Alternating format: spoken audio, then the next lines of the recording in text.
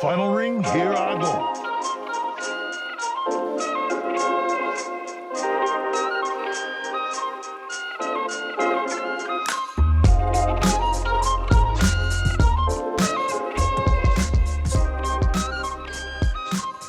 All right, so welcome to episode 5 of the Final Ring. I'm here with Kwla and Sleepy Panda, who is newly and also was previously signed with Absolute Monarchy on the competitive team. His teammates now are Stomps and Sung. So, Sleepy, tell us a little bit about yourself. So not much to say. Most of my time goes into Apex. Besides that, I don't have hobbies. Is that sad to say? Play basketball. I mean, I guess. you're good. Besides that, Apex is a cruel mistress, man. grind never stops, bro. That's right. So mainly what we're going to talk about and what we're going to start talking about is Seer, the new legend in Season 10 of Apex. He came out, I guess at this point, 2 weeks ago, I think? I think it's 3 now. 3 weeks ago I now? think it was the 3rd, so it's 20 Something days like so far of that, season yeah. something. Yeah. Yeah. But yeah, Seer, well, when Seer was first released, completely broken, right? I feel like everybody would agree with that. Feel like he's one of the characters that 100% for sure had a few more abilities, let's just say, than some other legends, you know. What do you mean? His Q only blinded, Did everything? damaged, stunned, revealed, stopped heals, stopped abilities. Dude, compared to some early legends, damaged. Compared to some earlier legends, man, like, you know, hey, I can place a fence once. I can place one singular fence node every 30 seconds. I mean, I think it's a pretty balanced tactical. Yeah, I mean, you're right. And it's also balanced that you could, walk around full speed with your tactical ready to fire off and your passive going, and they're chilling. Dude, getting flashbanged by a Seer Q endgame by like 20 different Seers, along with the 10 damage was brutal for sure. Yeah, that was brutal. Not to mention it really completely got rid of ratting, which isn't a huge deal for competitive, but it's kind of a big deal for ranked, especially for solo queuers. I mean, yeah, I think I think, we saw Timmy do the solo to Pred, and we saw a bunch of other pro players attempt it, and it's one of those things that's like solo this season is a lot harder than before, for sure. It's ever been. Yeah. Speaking of, how'd your run go? I got to like midway through Diamond 3, but we looked up what Pred was at, and it was at 11k, so I was like, I'm not gonna waste, another 30 to 35 hours to sit there and get masters and then get hard stuck masters. So I was like, I'm gonna call it here and go to bed, get some sleep. It was great. Sleep is good. Are you guys gonna be playing Seer at all in your comp, Panda? If so, how come? If not, why not? Probably not anymore. I don't think the buff completely killed him. I mean, it did to a point, but I think there will be a couple niche teams that still feel like running him will be beneficial, but we're probably not going to now. Yeah, that's totally fair. Up until this point, I'm sure you guys had intended to run him or at least try him.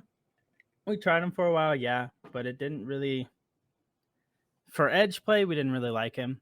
He has his benefits, but we figured Bloodhound was a better fit for us. Bloodhound, yeah. You're gonna stick with the Bloodhound Gibby Wraith? Maybe there's something else we're gonna try out, but that's a surprise. No leaks. No leaks. I mean, the way I see it, it's like Seer is gonna be really good for any team that can utilize him properly. I think the issue that comes in is like, if you miss a Q in the middle of a fight, you lose the fight. You don't have that information. That's where the difference between Bloodhound and Seer comes in. Where Bloodhound will be, I guess, honestly, I think more people will still pick Bloodhound. It's just an easier legend to use and more reliable, I guess. Definitely more reliable. I do think that at least this season, especially with this Seer change, it kind of opens up the field to different legends that can be played. There's a few legends that are like have to pick, like Octane, Wraith, Gibby.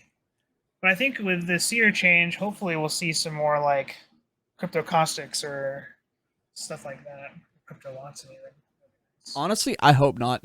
Dude, I don't want to see a crypto caustic meta. I don't want to see a rev meta. Like I just You don't want it back? What do you mean? nope.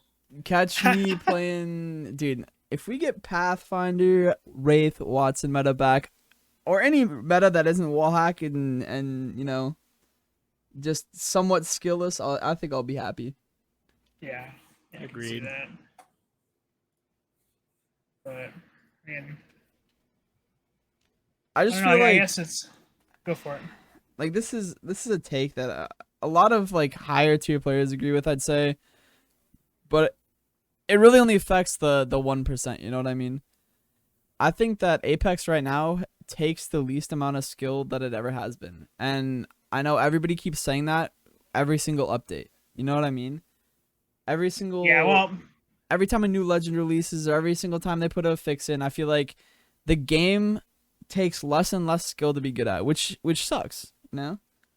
yeah, it does suck, and I think that I completely agree with you. I think the skill gap is getting lowered every time they release a new legend, or even balance the existing legends. Like okay, so early season Lifeline. Not that she was competitively viable, but she took a lot of skill to use because you could mess around with her res shield and block nades and stuff like that. And those kind of outplays were a lot of fun to watch and do. But now it's like, she's pretty But much now useless it's unless you're in arenas. well, I mean, I don't think I actually think Lifeline is you know very very very strong, because it's like if you're fighting a team, you can continuously tap your teammates if they go down, and just sit there and hold them. And if you're fighting, you know, one or two people, constantly having that 3v3 and constantly making them push you is extremely strong. Honestly, it's I almost can't. uncounterable. I've talked to someone about this. I can't confirm it because I haven't checked it myself. I'm also pretty sure her res is the only one Seer can't cancel now. It is. Yes, It is the only Seer one. can't That's cancel Lifeline reses which is nice. with his Q. Yeah, which is I don't think that's nice. Honestly, I think if it cancels all the reses, it should cancel all of them. You know. Oh, I agree, but I was also really mad at Seer for existing, so I was kind of happy that Lifeline could be like, no. I mean, to be honest, now with the update they put out today, where you know the increased time in the sensor spikes, and then the you know the range difference, the delay it even has from being able to queue 1.4 to like, yeah. 1.6, yeah. You know, all of that stuff, I think Seer is a pretty balanced legend now, except his ult is really underwhelming. And I say that because there's so many things that you can do to get around in his ult without being seen. And I think that's an issue. Like for example, right? You can bunny hop through his ult and not be seen. And I think for an ultimate, that's really dumb, right? I think that Especially with the new cooldown. Exactly. No, exactly. And I think that Yeah. in order for Apex to fix that, what they did wrong in I guess the base legend is they based it off whether you were crouching or not. So they didn't base it off the velocity of your legend, the actual speed you're going. So like Rev can crouch and full walk through the entire, you know, queue without or ult without being seen. You can bunny hop through without being seen because you're either in the air or you're crouching when you hit the ground. Crouching. Yeah. It's like his ultimate is very underwhelming if you're going up against anybody that knows what they're doing.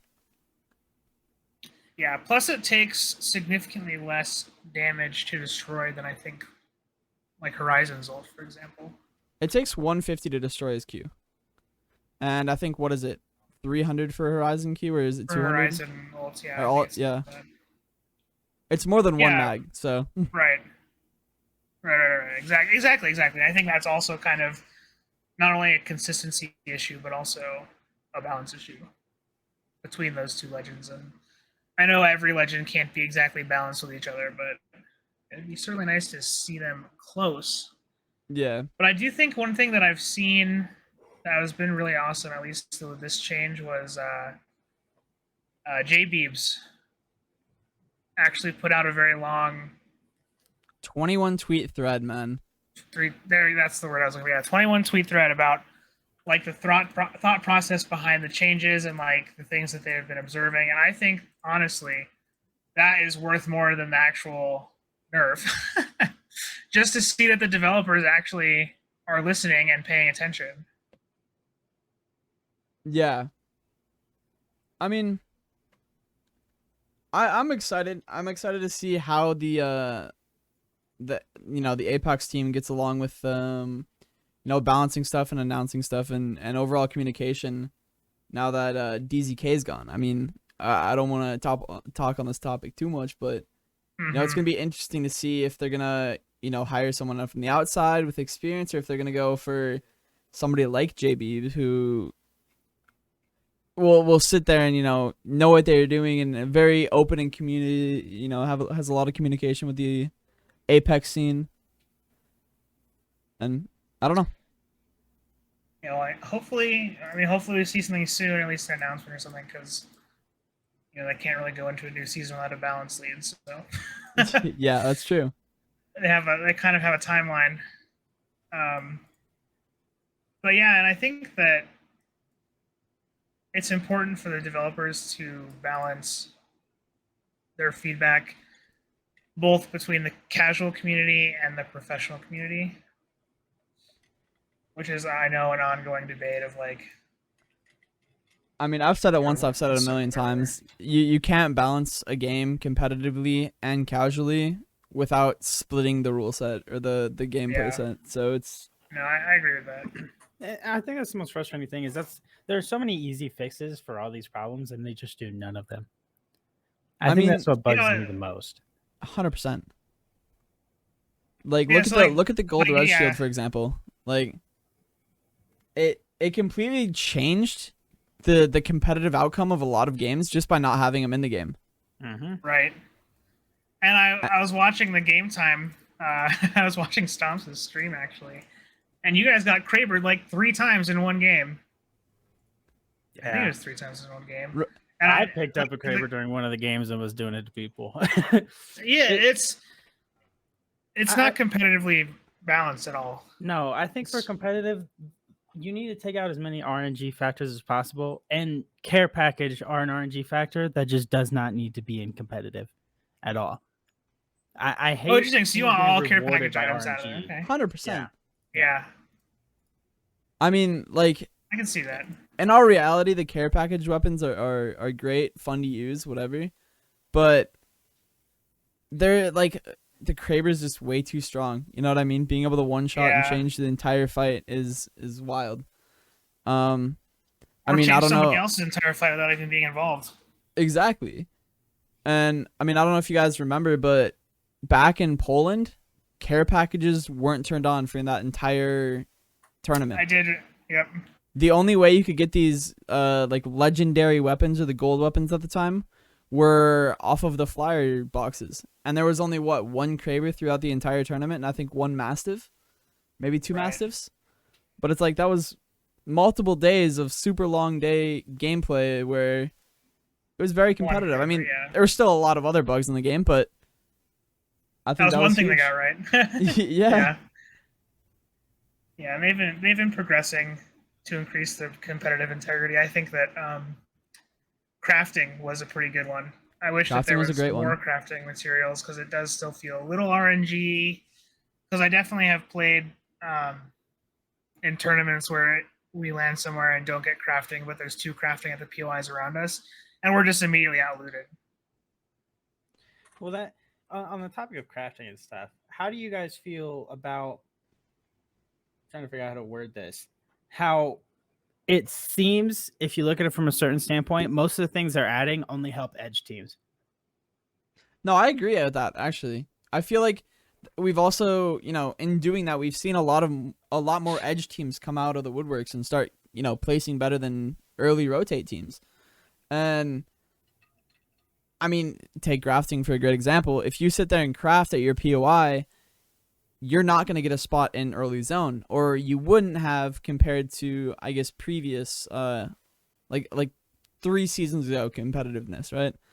It's like, if you look back at it, my team, when I played, we rotated within like a minute of hitting the ground. Like a minute 25 of hitting the ground, we were gone and rotating to zone. And, now teams are walking in with zone who play edge. It's like, that's what, 5-6 minutes of looting and crafting and walking. That's a 4-minute loot difference. And that's insane. For a competitive environment, that's an insane difference.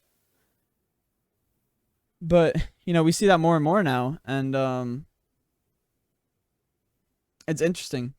I feel like that's another, RNG type of thing with edge teams.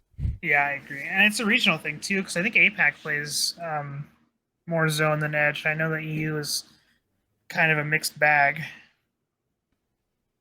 but it'll be interesting to see how those playstyles come together on LAN. I'm excited. I can't wait for the first LAN. It's always crazy to see how these other regions play. Like during the last LGS or whatever, whenever I was playing with my previous teammates, Lifty and Ninja, we would land survey and we would get bullied by Complexity because they owned that whole side of the map. But then when you go look at other regions, nothing like that happens in another region. Trials is taken by a team. Skyhook is taken by like 2 or 3 different teams. Survey's a team. Epi's a team. Like everyone has their respective draw spot and no one tries to take a whole corner of a map. Why don't other regions do that, but NA does? This is like a really weird thing to say, but I feel like NA has a lot more egos than everybody else. You know what I mean? Absolutely. Like, I don't want to sit here and call people out, but I'm going to. Madness and Alpine, for example, their whole business over a tunnel. Yeah, where that Madness, was insane. They already have half of Skyhook or Skyhook or more, and they want a tunnel that's with what, like 8 pills in it. Like that, they're fighting over that, and then it's like, like we were talking about Complexity with the entire north side of the map, pretty much. It's like, I understand why these teams do it to a certain extent, but it's kind of a dickhead thing to do. It's kind of an ego thing at that point. Right, I completely agree, because there's no reason to either grief another team's game because you want an extra like half a POI or whatever. Yeah. And I think we've seen Complexity get punished for it recently too, though, which is kind of a good thing in my opinion. Because if they get caught on rotate because, like, I don't know, if you guys took too long to die or you ended up killing them, either one of you was late to rotate and then you kind of just got screwed. I mean, it fully griefs another team's game by just contesting or even fighting, because even if both of you get out, even if all 6 are still up, you still wasted heals, you still wasted ammo, you still wasted precious time, Right, exactly. And so it's like, I think it'll be interesting to see if teams like that, like Complexity, will even make it out of, I don't know, if there's like group stages for the lands, if they make it out of those. Yeah. Because I'm not convinced that they will if they keep playing that way. I mean, it really depends on who's in their group and what happens. You know what I mean? Right. I think that if... Oh, go ahead, Panda. I mean, there's a lot more changing their style now. I guess I agree. It depends on the lobby, but also look at that side of the map now. Epi's nothing compared to Climatizer. And honestly, I almost want to say Epi's nothing compared to Survey. Now that Survey's going to have that tunnel, Alpine's, I think, is planning on landing that side of Skyhook, and I don't think they're going to contest the tunnel. Jesus Christ. I think Survey 100% Climatizer outweigh Epi. So I'm curious to see if they still try to do the same thing or if they're going to switch up their drop spot completely. Yeah. I feel like they fight for Climatizer. I think they either fight for Climatizer or they split Survey Epi. I mean, it'll be interesting to see, because if they split Survey Epi, then Climatizer is always going to third party. It's going to be one of those things where it's a never-ending grief, right? It's something that should be intentionally avoided, but...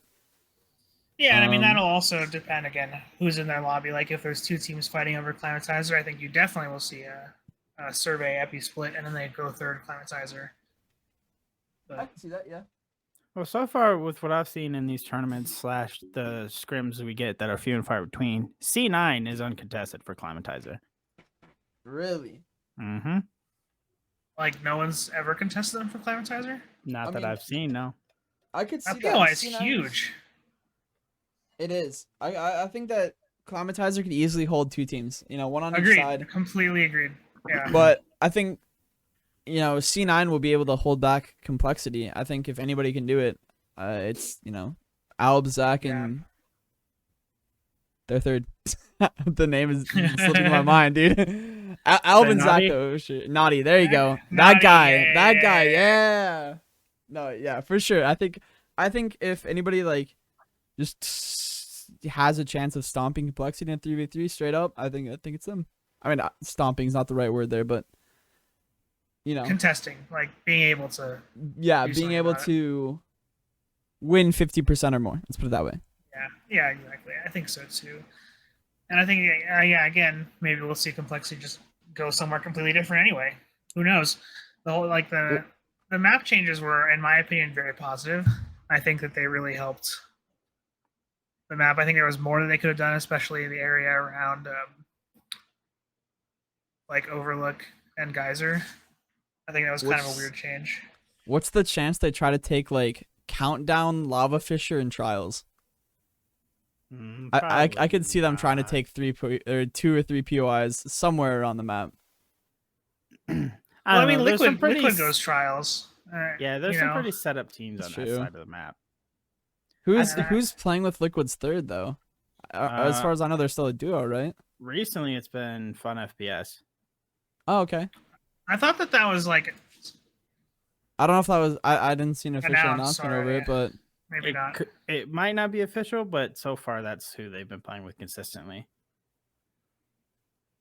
I wonder how that's gonna work, because like with the recent like announcement of only having one team, like one pro team signed, will Fun be able to be a content creator for complexity and compete with Liquid, even though they have, you know, Monsoon and other like competitive complexity? Same with Alb and Liquid. Same with Alb and Liquid, or well, Alb and C9 now. C9, yeah. Oh yeah. Whoops. Yeah.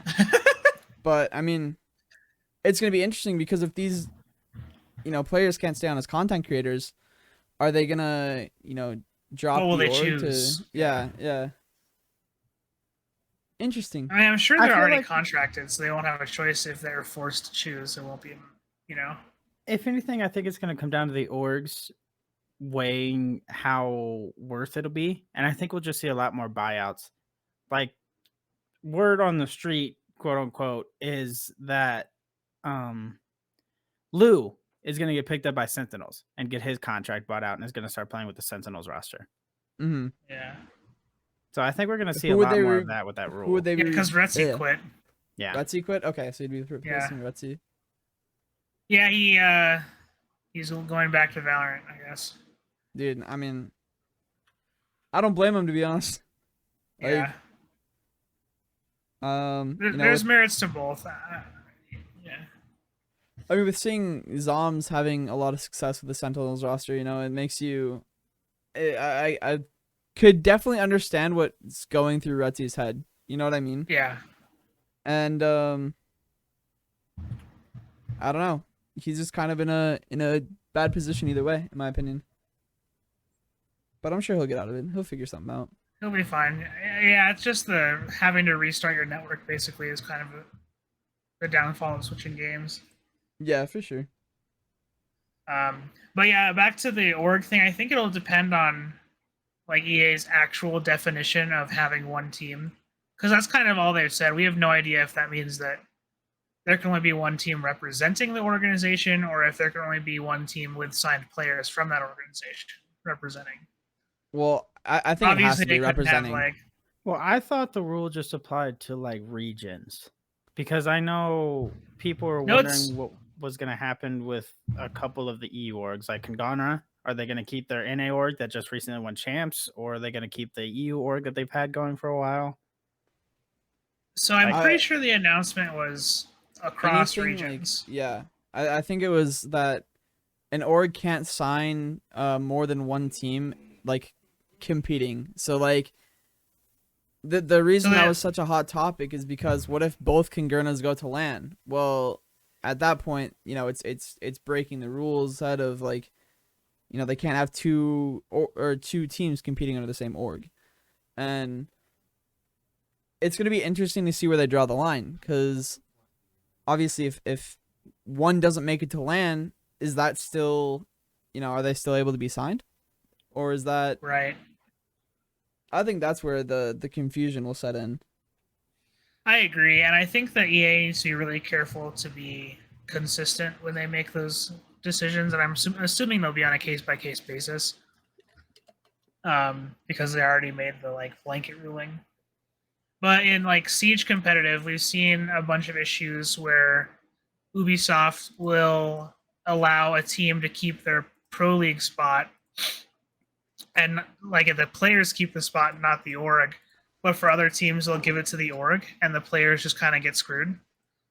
And so I think that EA needs to be very, very careful to avoid that. Well, kind of I don't think situation. they can give it to the org in Apex. Well, so it's not franchised like it is in Siege, and that's not the Yeah. point. The point is that they need to be consistent Yeah. with what they decide. Well, I've heard this said a lot. Do you think they're stepping more towards trying to franchise? I do. I do think they're going to try eventually. But I think franchising isn't really possible in a BR because, you know, talent is changing almost daily, and with every new update, there's new, you know, feet in the door and new feet out of the door, or I guess old feet leaving the door. So it's like if they franchise with all these big orgs, then I think you'll see a lot of you know, less skilled tournaments, which is something I wouldn't, you know, I could never see myself saying. Right, but I don't know that I agree with that. I don't think it's possible just because I'm trying to think of the right word, how volatile the Apex comp scene is. And what I mean by that is you never see a team stay together for long. Most teams have one bad experience and they break up. I cannot tell you how much that pisses me off every time I see it. But also, I understand to a point that this scene isn't gated as much as other pro scenes are. So there are people, tier 2, tier 3 people that make it up there and then stop because they're not getting the results that they want, kind of thing. They're not as dedicated, or to give them the benefit of the doubt, people have other things going on. IRL things come up, so they have to stop. Or, like, there's a lot of different factors. And the money in Apex. That's what I hear a lot is there's not enough money in the Apex comp scene for people to really be as dedicated as they need to be, which sucks, to say the least. I mean, yeah, that's 100% right, in my opinion. And it's true, yeah. I agree with that as well. I think there's a lot of issues, even outside of just purely the money. Like you were saying, there's not as much gatekeeping in the Apex community as really, in my opinion, there should be, right? There should be a definitive line between tier 1 and tier 2, and they should not have to split GLL scrims to get practice. And, you know, I think we talked about this a little on the last podcast, but back when Apex.Pro was a thing and T1 Apex and all of that, there was a definitive line. There was open scrims and then there was private scrims. And you had a clear path on how to get to private scrims. And it was one of those things that was like, if you want it, you have to prove that you can get it type of thing. Instead of just being like, oh yeah, if you hit gold 4, you can sign up. And then, you know, play versus TSM and Cloud9 and, you know, Complexity, anybody who actually signs up that day. And I think that's a massive issue with Apex that should be changed, should be talked about, like, almost immediately. Well, I mean, it should have been started being talked about before even, like, the last winter circuit or last summer circuit. It's just... It should have been talked about before, like, or custom lobbies were a thing. Yeah, well, look, I you know, I have external opinions on this, but I don't think GLL should have ever been given I mean, hey, we scrims. talked about it for like 45 minutes last podcast. Yeah, Like, yeah, I think if people watch a podcast, they know how we feel about that. But it's like I truly believe that Battlecord was the better option, and we just kind of got shafted because we didn't have money to put up for it, which sucks. which sucks. It really does. Also, another thing with the scene actually that I think keeps people from really being dedicated, and we'll talk about it with the biggest tournament to date. People aren't getting paid. They win Yeah. a tournament and aren't getting paid. They still haven't gotten paid, right? Nope. Like no one from Champs has gotten paid. Nope. That's Not at all. insane to me.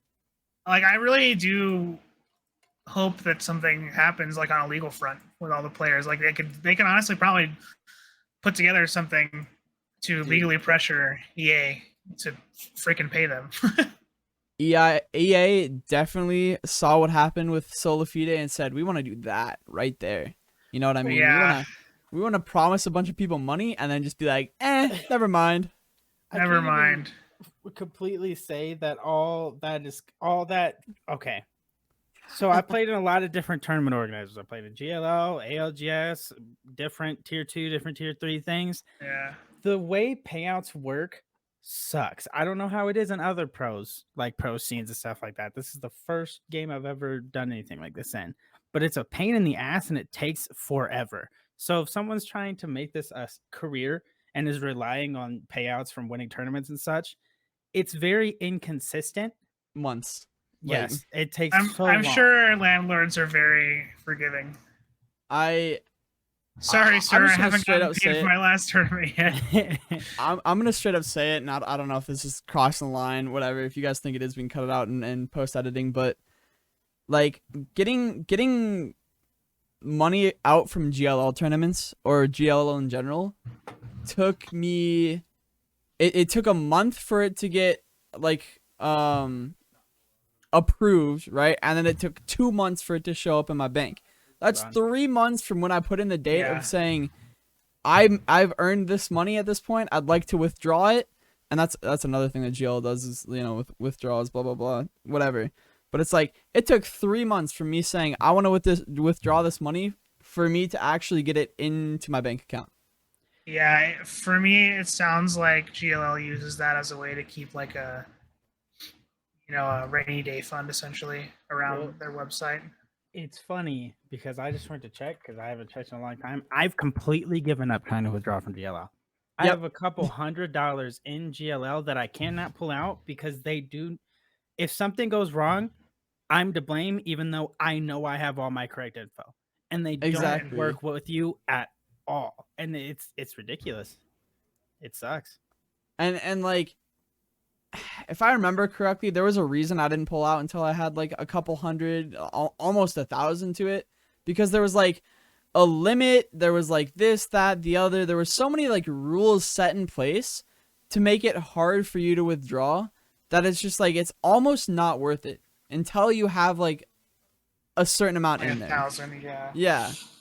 Because it's like they have to have your like ID, they have to have this, they have to have that, they have to have so much information, because isn't like tournament winnings counted as like taxable income? Well, I mean it's taxable income, but it's like it's enforced under a different tax code, blah blah blah, like not gifted money, but like won money instead of earned in a sense. So it's taxed different, and there's just so much like, shit that has to go through. And they just need to know so much about you and everything that it's like all of that for, $100 isn't worth it. But that's what sucks about competing. I'm gonna be honest. Yeah, I'm not positive that that's the same with other competitive environments. I just think from like no idea. I just think from GLL, like in GLL's case, it's money going between countries, and then it's taxed different there than it is here, blah blah blah. So it right. I mean, I understand why it takes a little longer, but like that is so long from the point where like it's not even when you win it, it's when you go to withdraw it. Yeah, it's 3 months essentially from when you say I want this to actually seeing it, which is a little unacceptable, shall we say. But yeah, and I think that all of this really contributes to like a very difficult time for the Apex competitive scene to actually grow. Like they're not out and out gatekeeping anything, but it's just such an unorganized scene that it's kind of hard to remain dedicated, I think.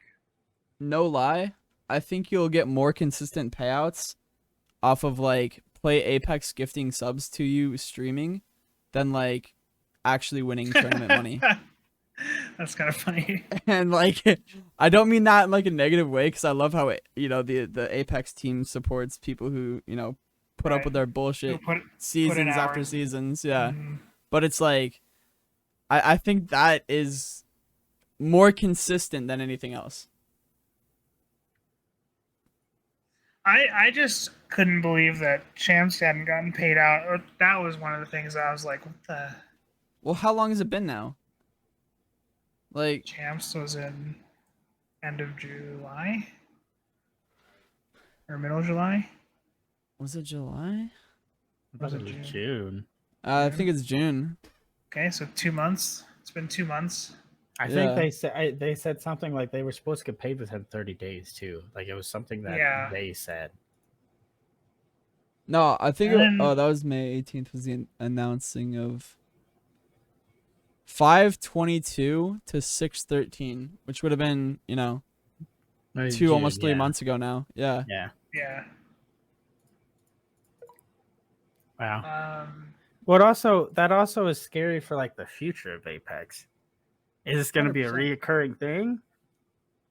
Like, I don't that's think something that could deter people as well. dude, I don't think firing their lead designer is a good enough excuse for delaying payouts, but I want to see if they go with it, they very well might. They very well might. And it's like the very thing weird. is I too mean- is like even Shaheen when Alpine posted about it, I think it was someone from Alpine. He was like, "Yeah, you should have been paid already," and like then other people started saying that that they haven't been paid either. It was kind of like a little scary. I agree, especially for the future. Is there anybody who has been paid? I think that's a different question. No, I don't think any payouts have gone out. Yeah, I don't believe so. At Because the least none first that thing I've I saw was from seen. Alpine. Hill posted that joke or not joke slash bait tweet where he was like, "When can I sue?" Yeah. Look at it really quick. And then and then people were like, maybe you should actually consider it. Well, I think the reason people started saying that was because one of the people working at Respawn commented on it. It was like, "Yeah, this is a nice bait," Yeah, that was Shaheen. and it pissed That's what I was people talking off. about. Yeah, it Yeah. pissed people off. Yeah, I feel like Respawn needs to have a community engagement seminar with some of their people. A lot of interactions I've seen people have with Respawn devs has been rough.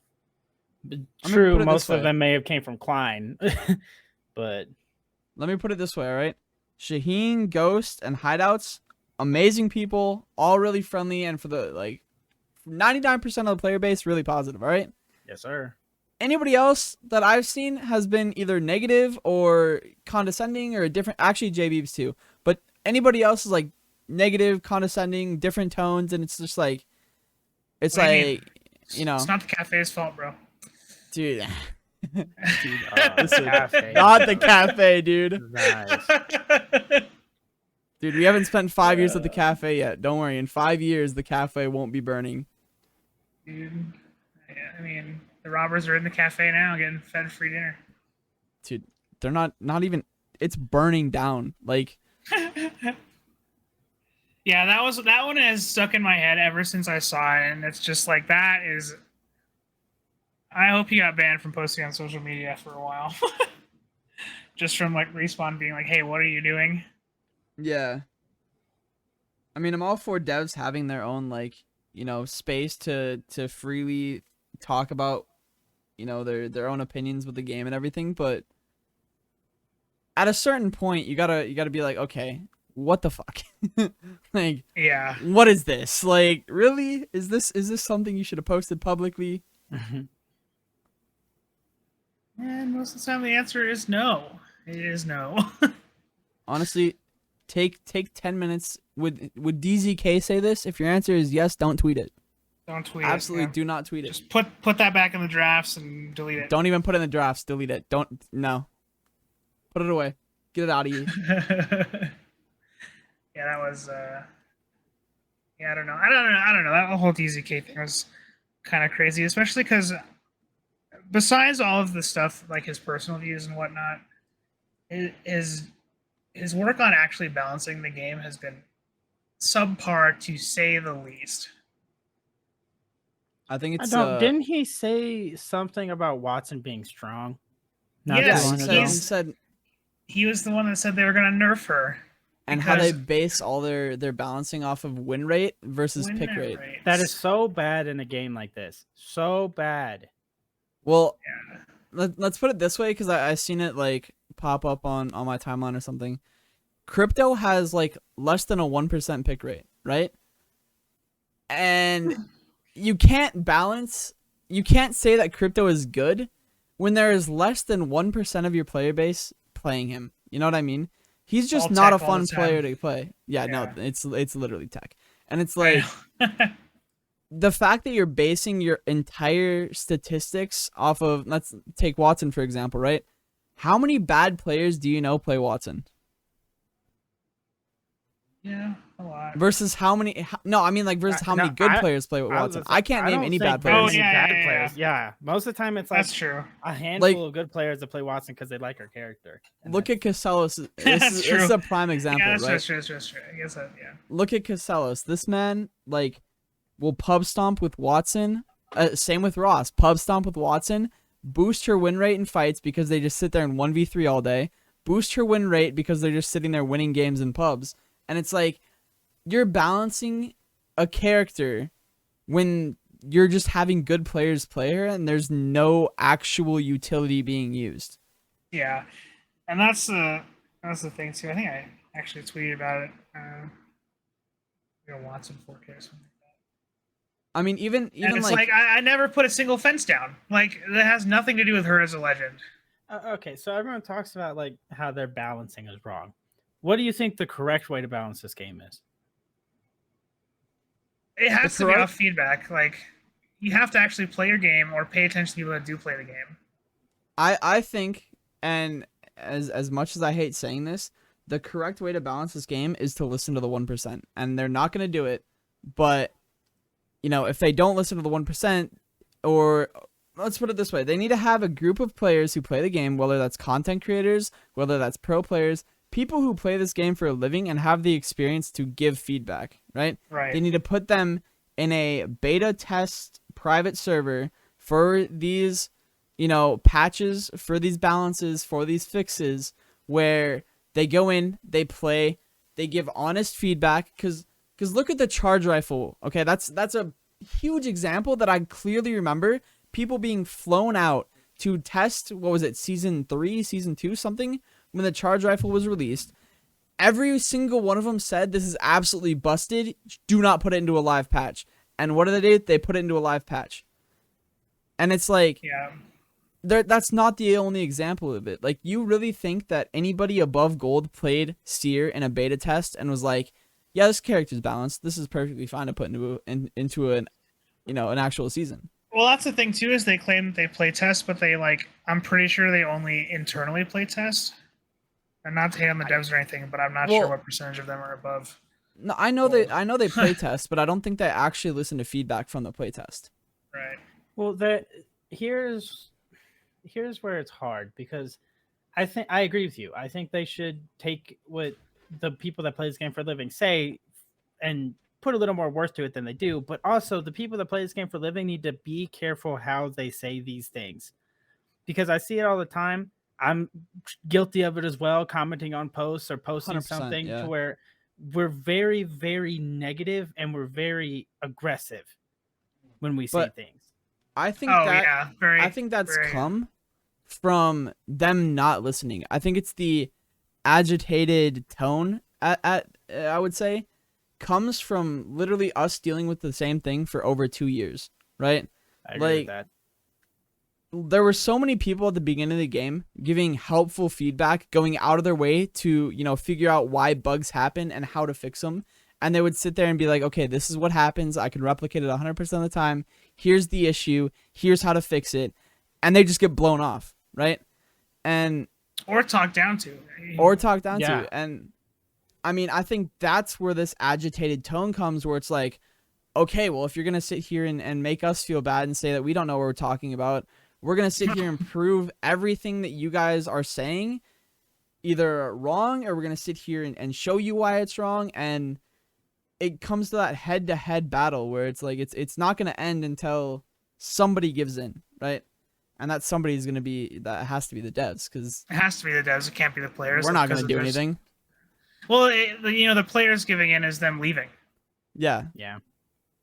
And And so if all the pros and all the big streamers put this game, what is it? I mean, it'll still have a casual player base, but if nobody's streaming it and nobody's competing in it, are there really it'll any... go away eventually anyway.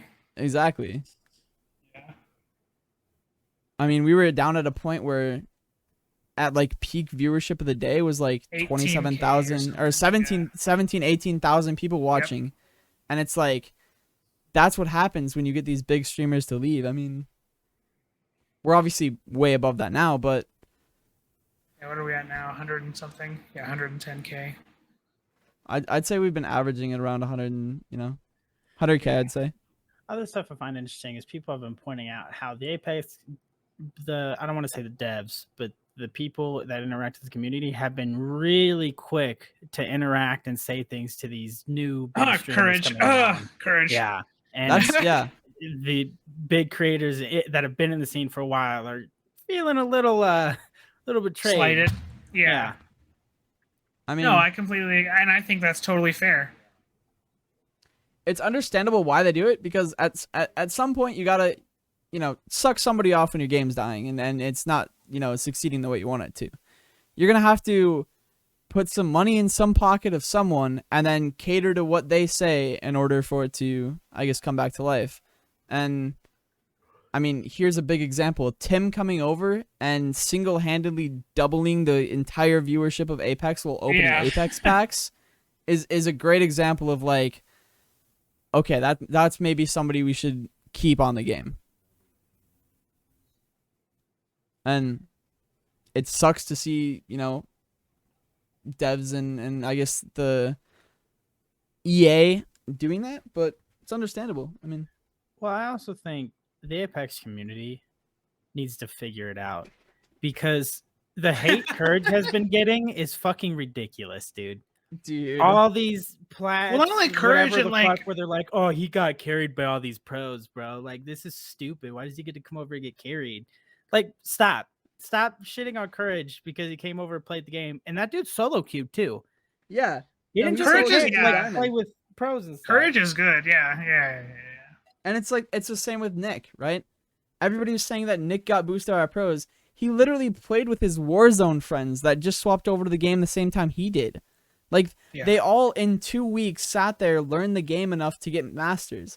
And they're all like, oh, you just got boosted by pros. You just got, this, that, the other. It's like, no, that's not what No, happened they at didn't. all. Did you watch a single stream? Probably not. No, they probably just saw Yeah. he got pred and raged.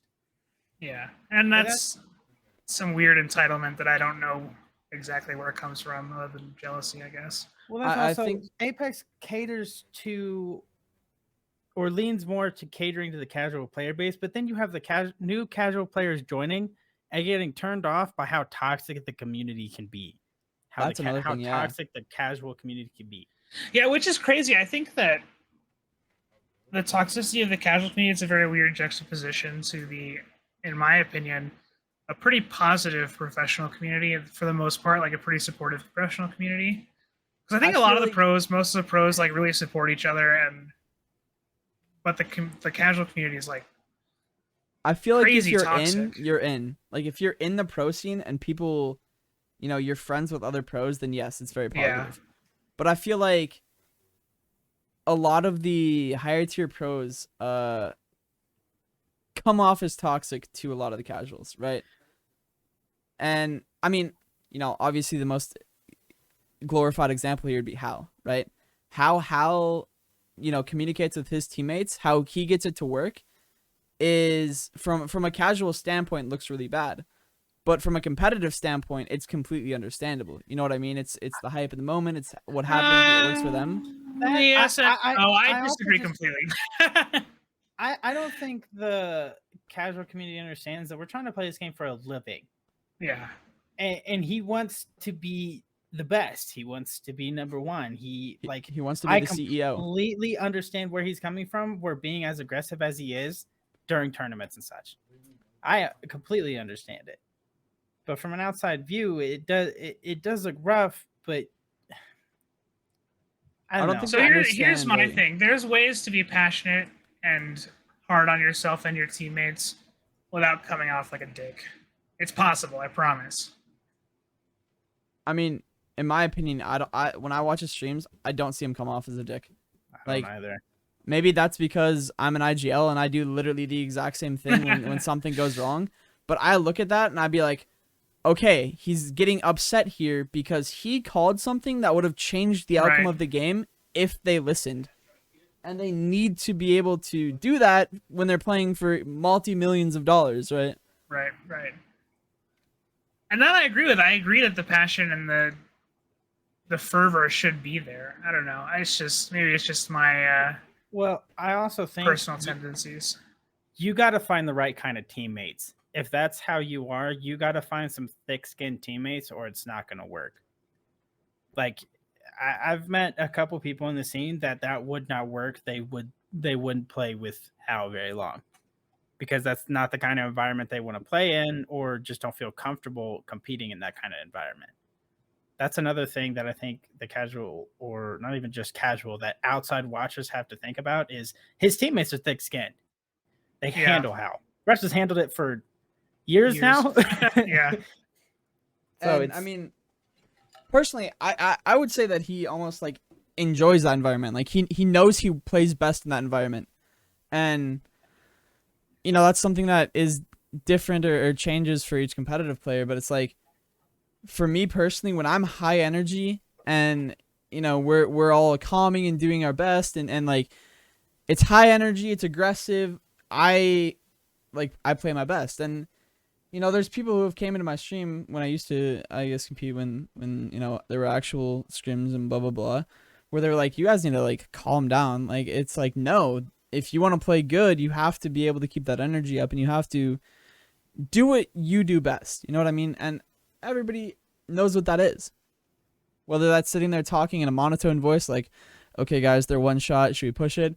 Or whether you're at the top of your lungs, he's like, there's one, 190, whatever. Yeah, and see, that's I can get behind that idea that if there's certain environments that individuals thrive in, I can get behind that 100%, and I would agree with that completely. And so I think that I would have to say that is where the casual player base would differ from players and teams like TSM and HAL. Well, that's another thing I hate in general is the hate between the casual and the pro community. And to a point, as of right now, I can't think of why that's really a thing. Because I guess casual players feel like they get shit on. I don't know. I don't really know where the hate comes from. I think what it's based off of is, I can think of one example very clearly where, take the Lulu getting that, what was it, a Bloodhound banned or whatever, where Hideouts was in her stream. She was like, oh, this guy's cheating. She DM'd him. She had the proof. Hideouts did the research and banned him. But what it looked like from the outside looking in is, oh, Hideouts is just in her stream, and then he sees somebody who killed her, and she said cheater. He didn't do anything, just banned him. It's like, that's not what happened. And that Bloodhound like went out of his way to be like, I wasn't cheating. He just did this because a pro player told her to. Shut up. Yeah, exactly. But like for the majority of the casual community, I bet they didn't even see that post about him actually cheating.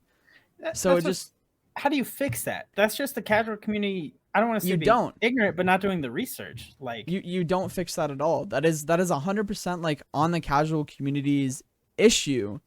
And Well, yes and no. There are things you can do to alleviate that, like more transparent communication, which Respawn is notoriously bad at in general. but they can't really do that much without, for that specific example, they can't really leak too much without No, their not for that entire specific thing example. like falling down. I mean, in general, like a general communication, like I guess I'll use Siege again because that's the other game that I play. Their development team releases like semi-regular updates on what they're doing with the anti-cheat and like how they're dealing with cheaters. Right? When's the last time we saw anything like that from Respawn? To be honest, I didn't even know they hired somebody to take care of Exactly. servers until somebody said, "Oh, he started a week ago." It's like, Yeah. what? Huh? Exactly. And like that's the thing is Respawn does not communicate. They just don't. Individuals might a little bit occasionally, but as an organization or as an entity, Respawn does not.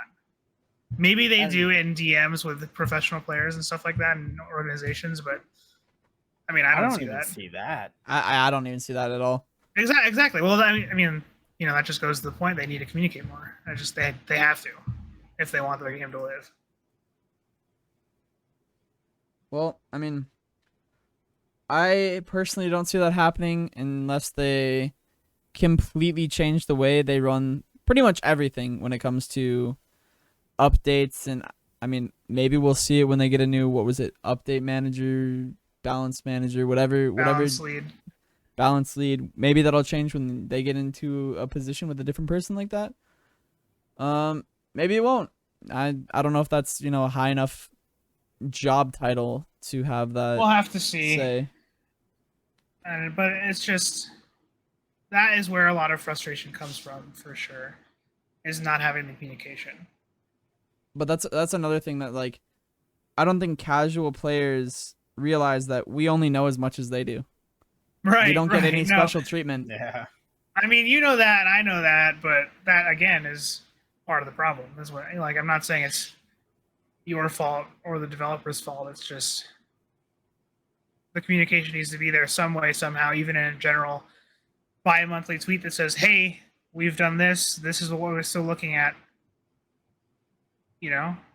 Like it's possible for the developers to fix this, or at least work on fixing it. I mean, in my eyes, right? I see a tweet like the full auto scout tweet or the full auto charge that rifle was tweet, ridiculous. and I'm like, how does this get by anything with the anti-cheat? Yeah.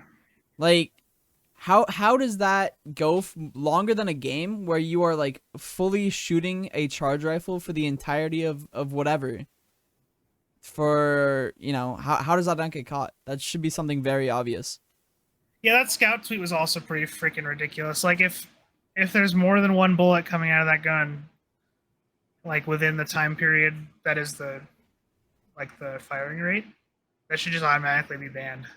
I guess something that I could see having an issue would be like lag. Like if you have a decent amount of, or a high ping, for example, right? Your, I guess, bullets might be slightly faster, slightly slower, whatever, when they actually come across the other side. But the not input consistently. side, but the time between input is still the same no matter what. Yeah. It's just what it shows up as on your like client side.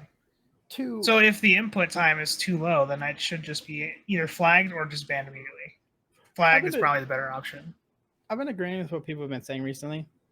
They need to pull the Rainbow Six and take the time to fix shit in the game before they do Operation Health. Like, there's so many things that need to be fixed. Like right now, I know a lot of people, like rank grinders, that won't play on NA because of slow-mo servers. And that's only an issue with NA. Yep. Like I spent 28 hours yesterday on, Japan server, or on Tokyo, on London, on literally every other server. You had to switch around. Yeah, the second I went on NA, I had a slow-mo server. Yeah. Like at this point, your game has a lot of content. It's got good content, especially if it's balanced correctly. Like at this point, just make the game fun to play for long periods of time. Because I see tweets from pro players or content creators all the time where they're like, "Bro, I can't play this game for 5 hours anymore." I used to stream 8 to 12 hours a day. Now I can't do 2. Yeah, I see. Dude, I literally those played tweets 3 all the hours today time. and got off. I could not stand playing for more than 3 hours. And it's like I used to put in, 12 plus hours a day. Easily. Which is insane. Like that's it's not healthy at all. Yep. But it was a testament to how good the game was, whatever. And I feel like a part of that did come from like, being able to learn the game and being able to compete and enjoying my time, doing my best at that. And at some point, that's going to surface, that's going to flatten out, or at least not be as fun as it once was. But I'm sure a massive part of that for me is still the way the game is played right now. I would agree. Like, that's a big factor. But like I said, there's so many people complaining about the same thing and nothing gets done. Nothing. I'm honestly happy we got a Seer nerf even. Like, yeah, for real. That was I expected a season 11 Seer nerf patch coming out, and it's just like, no, it would have been a season 11. We're looking at patching Seer on the next split. no, yeah, exactly. But, yeah, there's definitely a lot of work to do on both the side of the developers and honestly the tournament organizers And the community. part, and the community. Yeah. Everybody's got work to do. All right, let's get her done. You know what I'm saying? Let's get her done. But for real, I think there's a lot of things that a lot of people can do to improve the quality of the competitive environment and just the game environment in general. But having said that, we've just about hit our time. So if you have any closing thoughts, please share them. Dead game plus ratio. Lol. Jesus. I'm kidding. Ratios, baby. I'm Ratios. kidding, dude. I'm kidding. Goodness, I'm joking. No, like I mean, Apex is still fun. It's just it'd be even better if the little things were fixed, Which little things turn into massive things. I think that a lot of the frustration comes from the love that people have of the game, and the fact that there's problems that can be fixed and should be fixed, and they're just not. Passion. Yeah. End of the day, communication. Communication. Hey, facts. For real though. Anyway, thank you for joining us, Panda. It's been a pleasure hearing your thoughts on these issues, and I really enjoyed talking with you. So, thank you so much. As for all of you listeners, thanks for tuning in, and you can hit us up with questions or suggestions for next topics on Twitter or under the YouTube video in the comments. Thank you.